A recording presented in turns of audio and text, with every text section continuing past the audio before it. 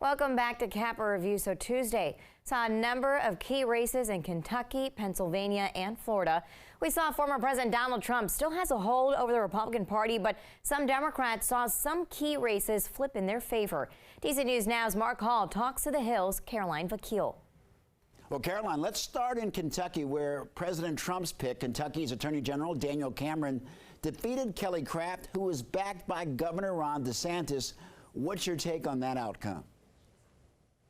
Well, Mark, as you've sort of alluded there, it's a bit of a Trump-DeSantis proxy war, given the fact that Trump backed Daniel Cameron, a well-known figure in the state. He had a breakout speech during the 2020 Republican National Convention, and seen as sort of going toe-to-toe with Governor Beshear on different issues, including COVID pandemic restrictions. So he's a bit of a known entity, and former President Trump did back him well before the Tuesday primary. And then on the other hand, we, as you noted, have Governor Ron DeSantis, who backed former UN Ambassador Kelly Craft, a bit of a last-minute robocall that he recorded for her ahead of Tuesday. Kelly Craft finished third behind Agriculture Commissioner Ryan Quarles. I think what we can sort of parse out from here a little bit, this is a bit of wading into the 2024 field without it officially being 2024 yet for Ron DeSantis, given he's not an officially declared candidate. But the fact that he backed a candidate that was not Daniel Cameron, you can see sort of a little bit of a tension there between the two candidates. Ron DeSantis being seen, widely viewed as Trump's chief rival in the 2024 field. And so I think he's trying to wade into this primary to sort of show in an implicit way that he can go toe-to-toe with former President Trump, although that endorsement did not end up being successful in the end with Daniel Cameron's win. And Caroline, perhaps no surprise, but Democrats had a big night, including in Philadelphia, where Democratic candidate Heather Boyd beat Republican Katie Ford. What kind of an impact does that have moving forward? So this is big for Democrats, and it was seen as a bit of such a big deal that President Biden actually gave an endorsement to Heather Boyd before the special election. This special election was sort of seen as hinging on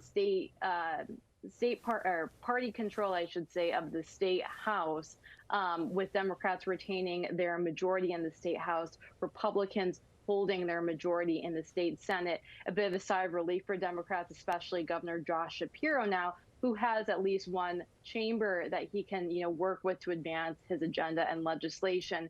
There were issues such as abortion sort of on the line, and so I think that's helped keep some of those issues at least in play and at bay for right now for Democrats. And Caroline, a surprise upset in Florida in the race for the next mayor of Jacksonville. Democrat Donna Deegan defeated Daniel Davis, a candidate who was backed by the current governor, again, Ron DeSantis. How could this race impact Florida in 2024? That's a great question, Mark. Jacksonville is situated in Duval County. That's a county that went for double digits for Ron DeSantis in 2022. It went for about roughly 4 points for his Democratic challenger in 2018. So it has been leaning towards more Republican friendly over recent years. And this was seen as a bit of a blow for Governor DeSantis, who saw not one candidate, as you mentioned, Kelly Craft, but two candidates on Tuesday night that he endorsed who failed to advance past the general election. And so I think that, on the one hand, there are 2024 implications for Governor DeSantis, seeing that two of his endorsees out of the gate did not fare well on Tuesday. But on the other side, going into 2024, this is seen as a bit of a relief for Florida Democrats, I should say, that had a bit of a rough night during the November midterms when they saw Governor DeSantis win his reelection by a very large margin. And just, I think going into 2024 could give them a little bit of new momentum, especially as they recently elected a new state party chair for the Democrats there, giving them a little bit of optimism and momentum heading into the 2024 elections that they can still be competitive in key cities like Jacksonville. All right, Caroline, thank you so very much for joining us. Thank you. We're physically cleaning up the office. There's blood and glass. Recovering from a terrifying attack, the road to recovery for 2 congressional staffers in Virginia.